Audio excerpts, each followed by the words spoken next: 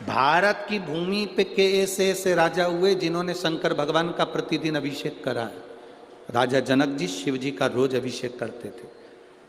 राजा दशरथ जी शंकर भगवान का रोज अभिषेक करते थे। आप खुद रामचरितमानस को अपने घर पर जाकर पढ़ना। जब कैकेयी ने वर मांगा 14 वर्ष के लिए राम वन जाने लगे, तब दशरथ जी की आंख में आंसू थे। तब उन्होंने भगवान शंकर को याद किया था कि शंभु आप पधारो, मेरे दुख का निवारण करिए। रोज प्रतिदिन देवाधिदेव महादेव का अभिषेक जो करता है, हम आपसे ये नहीं कहते कि आप रोज दूध दही शहद घी लेकर मंदिर में जाओ। जो प्रतिदिन रोज शिव का अभिषेक करता है, अभिषेक का मतलब तो ये भी होता है कि दूध दही शहद ले जाने से अभिषेक की मूलता नहीं है। अभिषेक का मतलब ये भी है कि आप अपने घर से अगर एक लोटा जल लेकर शंकर जी के मंदिर में पहुंचे हो तो वो भी अभिषेक से कम नहीं है। प्रतिदिन बाबा का अभिषेक है, वो प्रतिदिन बाबा का अभिषेक है। शिव के मंदिर तक जाना,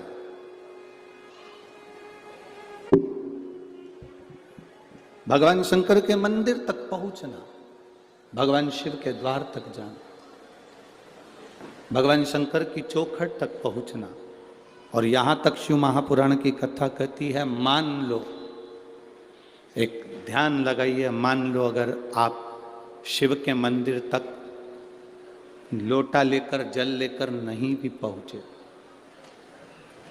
लोटा भर जल लेकर आप शंकर के मंदिर नहीं भी पहुंचे, मान लो शिव के मंदिर आप लोटा भर के जल लेकर नहीं पहुंचे, केवल शंकर के मंदिर के सामने से निकलकर उसको नमन करते हुए, नमन भी नहीं करा, शीश झुका लिया, शीश भी नहीं झुकाया, शिखर को देख लिया, शिखर भी ना देखा, उसके दरवाजे से मुस्कुराकर चले गए, तो वो भी अभिषेक ही है,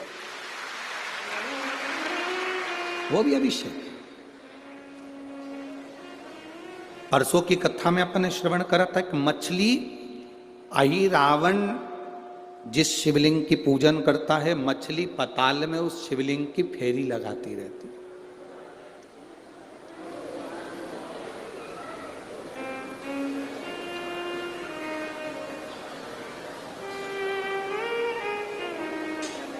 मछली शिवलिंग की फेरी कर रही है, उसके आसपास घूमती रहती है। शंकर भगवान ने कितनी बड़ी कृपा कर दी कि शंकर भगवान ने उस मछली का पेट भरने के लिए, उदर तृप्ति के लिए उसने आराधना करी, तो उसके घर में जो संतान हो वो बड़ी बलवान हो और उसको कुछ राजपद मिले। तो हनुमान जी के शरीर का पसीना उस मछली को दे दिया और मछली का गर्भ ठहर गया था और मकर ध्वज उत्पन्न हो गया। एक बार हनुमान जी महाराज के पोते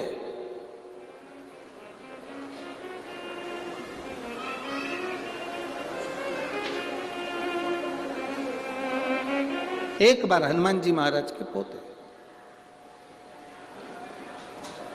अब हनुमान जी महाराज के पोते मोरध्वज, मकर ध्वज का बेटा, हनुमान जी महाराज के पोते ने एक बार श्री हनुमान जी महाराज के सामने खड़े होकर एक प्रश्न कर दिया। और जितने बच्चे अपने माँ बाप से प्रश्न नहीं करते, उससे ज्यादा प्रश्न अपने दादाजी से करते हैं। मोरध्वज के दादाजी हैं श्री हनुमान जी महाराज।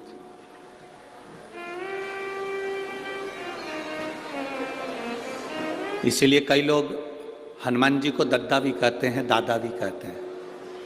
आप लोगों ने सुना है कि नहीं सुना? कई लोग हनुमान जी को कहते हैं भैया दादा की कृपा है, दद्दा की कृपा है, भगवान की कृपा।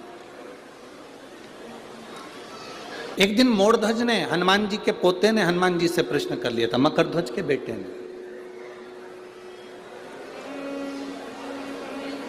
मोरध्वज को मालूम पड़ा कि मेरे दादाजी हनुमान जी हैं।